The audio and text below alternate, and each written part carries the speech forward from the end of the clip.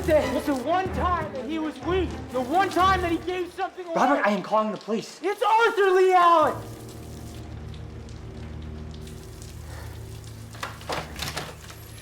Where'd you get that name? Hello everyone, my name is Nick, and welcome to another episode of Scene Science, where I break down exceptional scenes in film and television to explain what makes them so effective.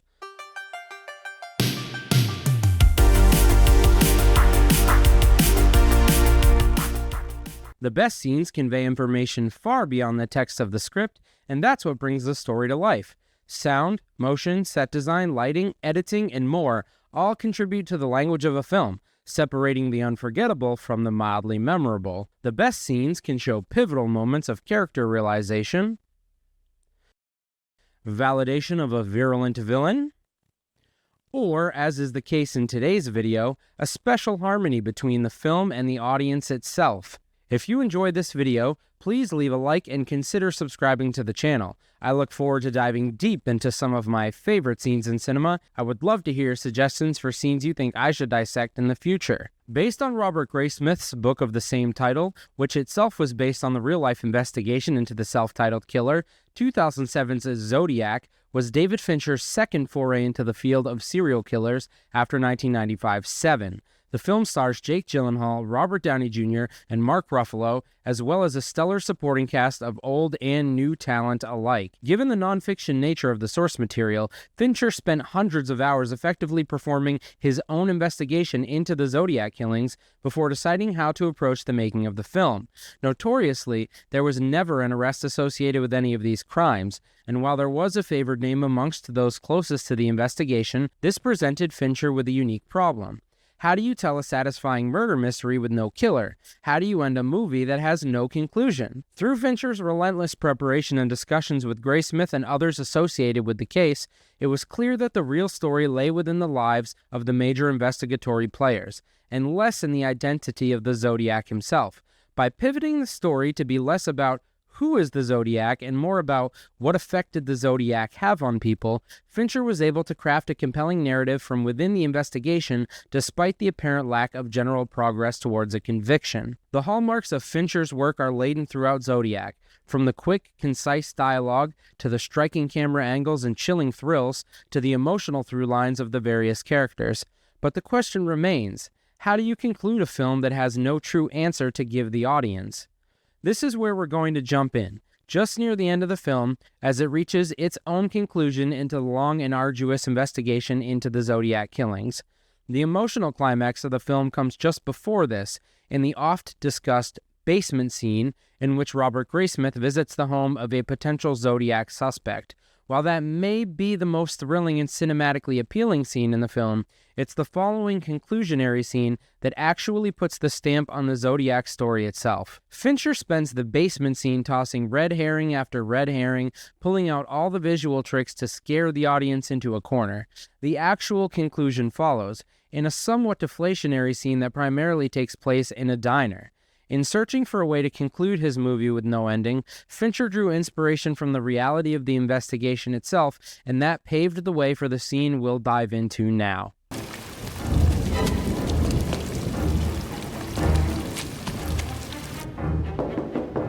Dave! Dave, it's Robert! Dave! Is he actually here? I'm gonna kill him. I'm calling SFPD. Where's my gun? Dave! Robert, go away! Dave! You made a mistake! Get away from the window. I'll meet you around front. No, you won't. You have to hear this. No, I don't, Robert. The birthday was the one time that he was weak. The one time that he gave something away. Robert, I am calling the police. It's Arthur Lee Allen!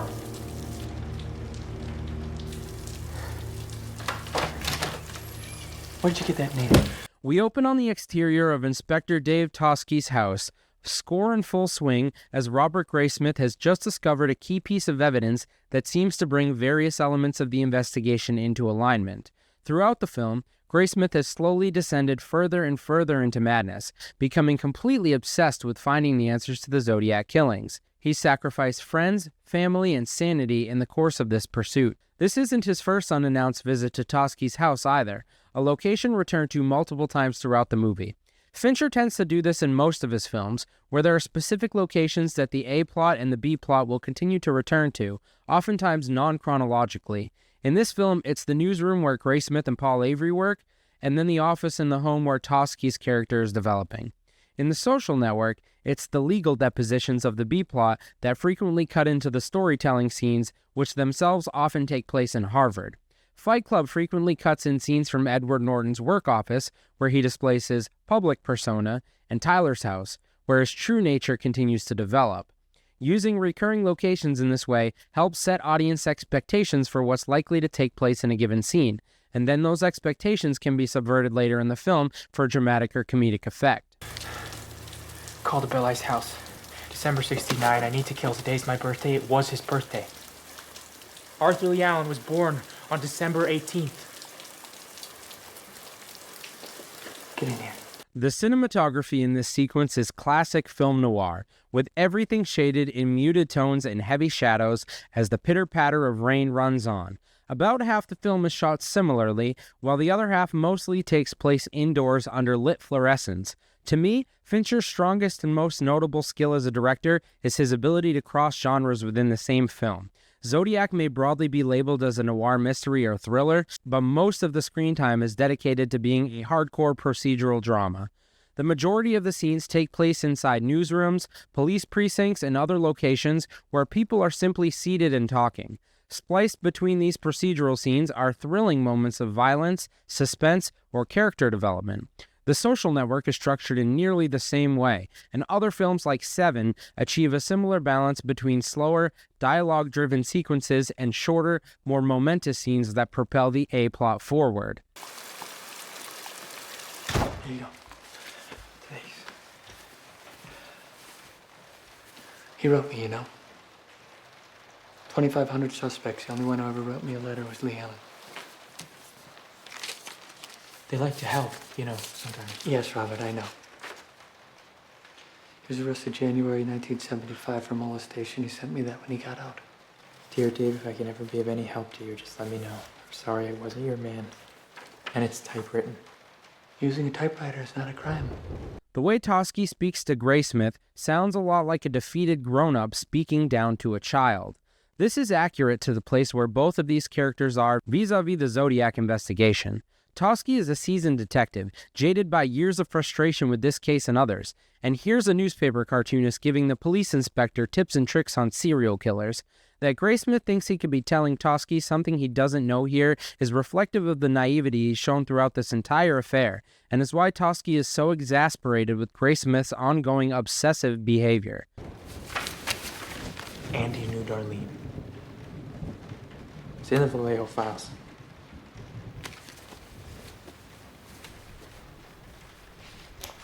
Molnick said that he was your favorite suspect, that you spent 2 years on him, and that nobody ever came close.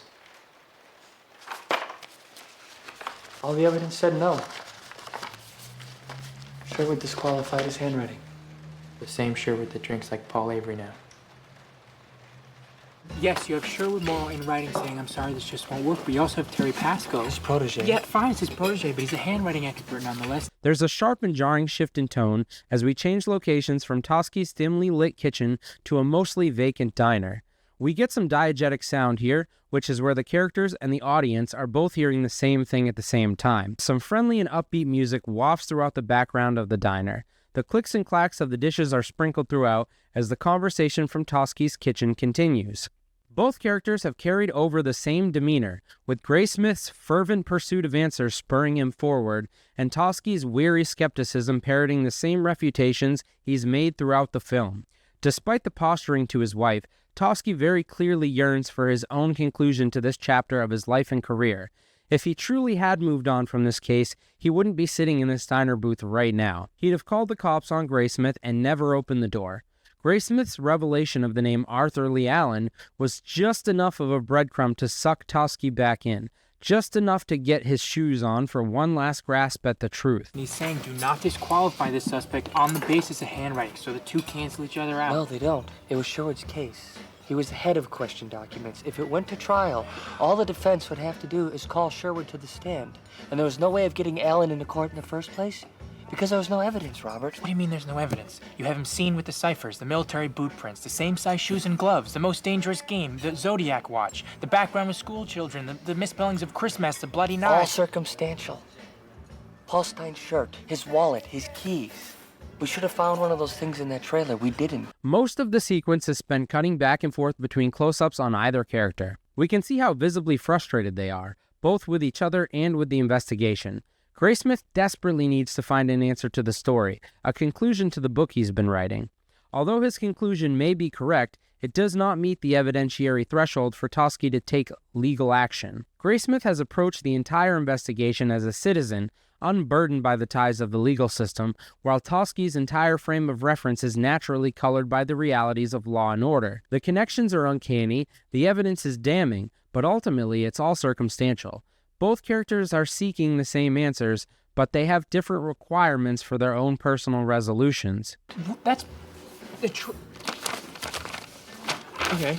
Catherine Allen states that Lee cleaned out his trailer on Friday after work and moved it to Santa Rosa on Saturday, August 7th, 1971. You interviewed him at the refinery on August 4th. Yeah. So he's cleaning out his trailer, he's moving it to a different county 48 hours after you interviewed him? Okay. Look at this stuff side by side, Dave. I love the choice to have Graysmith actually stand up and pace at the foot of the diner booth here, and then cut back to the wider shot.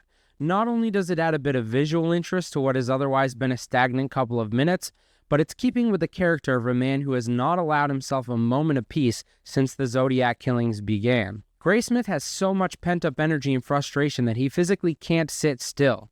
Toschi remains still as a statue, having long since abandoned any faith in finding resolution to the case, and to this point, having mostly made peace with that reality. Having Graysmith stand during this sequence also puts him on a cinematic soapbox, a podium from which to dispense his full theory of events. The visual language is coherent with the contents of the screenplay in a simple yet effective manner. Okay, Arthur Lee Allen and the Zodiac, their timelines. When was the first murder in Vallejo? Christmas 1968. 8 months before that, Allen is fired for molesting his students, and his family discovers that he's a pedophile. Now, when do the letters begin? July 69. After the murder of Darlene Farron, and they continue until you go to see him at work. Now, after that, do any of the letters contain swatches of Paul Stein's shirt? No, because he dumped him because he got scared, because he knew that you were onto him. So when's the next letter from Zodiac? Not until January of 1974. He is silent for 3 years. Then in 74, he feels comfortable again because everybody's moved off Allen as a suspect. And what do we get? 3 new letters from Zodiac in January, May, and July in 74. But then the letters stop. What happens to Allen? He's arrested. January 1975, they send him to Atascadero. We don't get another letter from Zodiac the entire time he's there. When is he released? August 77. Allen gets out, he types you an apology, and then what?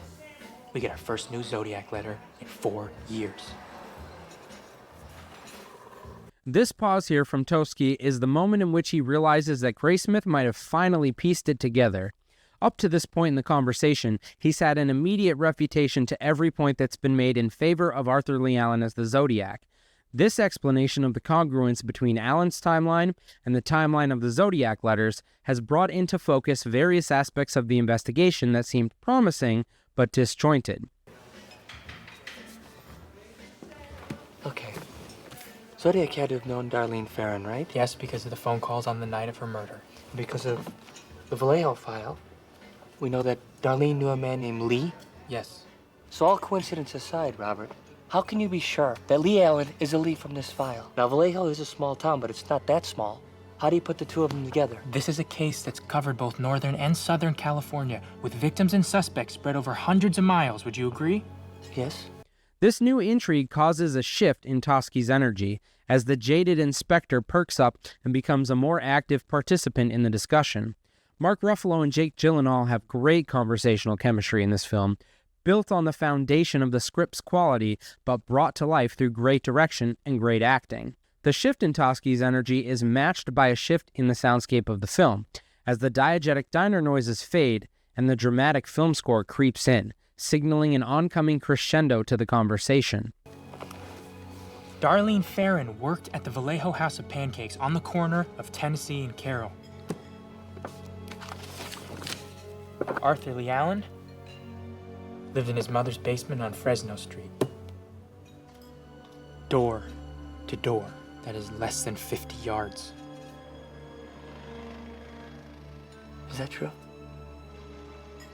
I've walked it. Jesus Christ. The cut to the two-shot of both characters in the middle of the conversation's climax is important visual language for this moment in the story. Up until this point, these characters have been largely combative over the back half of this film. While Graysmith's Boy Scoutish investigation was at first endearing and potentially useful to Toschi, it became increasingly aggravating as the years wore on. Someone who Toschi first interviewed as a potential ally and an asset slowly turned into an annoyance who hindered his ability to move on, both personally and professionally. The back-and-forth nature of the close-up cuts simulated that of a back-and-forth boxer's brawl, with Toschi quickly countering each and every jab from Graysmith. The two-shot is visual confirmation that, for the first time in years, both characters are finally on the same page, with some shared understanding. So? The prints, the handwriting. I'm not asking you as a cop. But I am a cop. I can't prove this. Just because you can't prove it doesn't mean it's not true. Easy, Dirty Harry.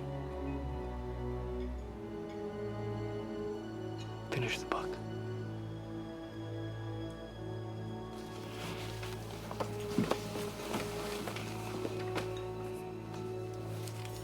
Thank you.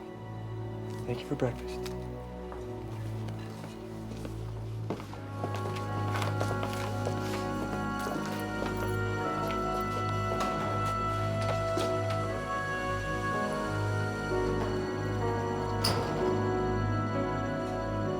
The score mellows out, easing the tension of Graysmith's reveal, but still ending in an inquisitive and unresolved place as Toschi exits the restaurant and Graysmith is left alone.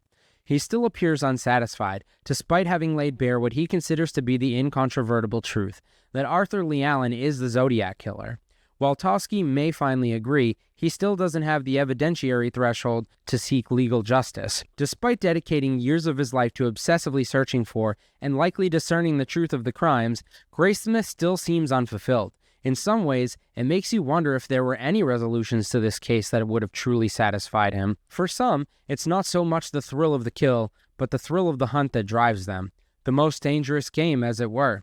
With the questions answered, there is no longer any prey to hunt, and some people have a real challenge with closing such extensive chapters of their lives. For being the climax of the film, this scene is quite anticlimactic. Similar to Graysmith himself, many audience members may themselves have left the scene feeling fairly unsatisfied. Graysmith's plea is very convincing, and while mostly circumstantial, it seems so clear that Allen must indeed be the Zodiac. But Toschi is right. The reality is that they most likely did not have the physical evidence required for such serious charges to hold up in court. As such, the real-world investigation and conclusion into the Zodiac killings is in lockstep with the climax and conclusion of the film itself. Nobody walked away from the investigation truly satisfied. Many of those closest to the case strongly believed that Arthur Lee Allen was the best suspect. Robert Graysmith's book, which this film is roughly based on, reaches the same conclusion.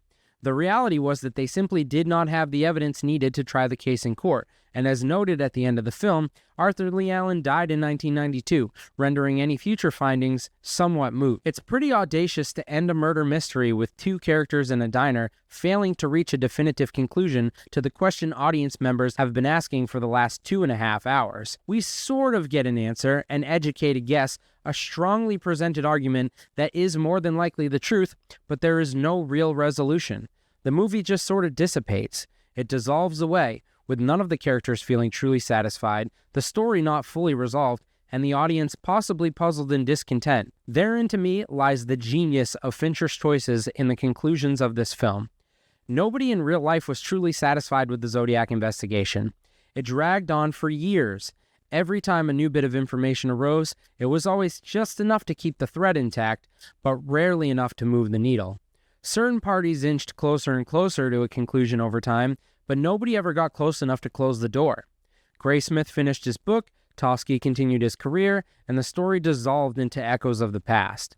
The harmonious nature of the film's conclusion and the actual case's conclusion is the type of authenticity in storytelling that makes Fincher Fincher. By making the film more about the investigation and its participants, and less about the murders themselves, Fincher de-emphasized the need for a hard conclusion to the case. This allowed him to tell the story in a compelling way without altering reality for cinematic flourish. Most directors would have shied away from such an anticlimactic conclusion, but that's what made Fincher the right director to tell this story in the most authentic way possible. Let me know down in the comments below which scenes you all think that I should dissect for future videos. I'm working on a list of some of my personal favorites, but I'm definitely interested to see what everyone else thinks that I should tackle next. If you like this content, please leave a like below on the video and don't forget to subscribe to the channel so you do not miss future episodes of Scene Science. I might just do your suggestion next. Have a great day everyone, and I will see you next video.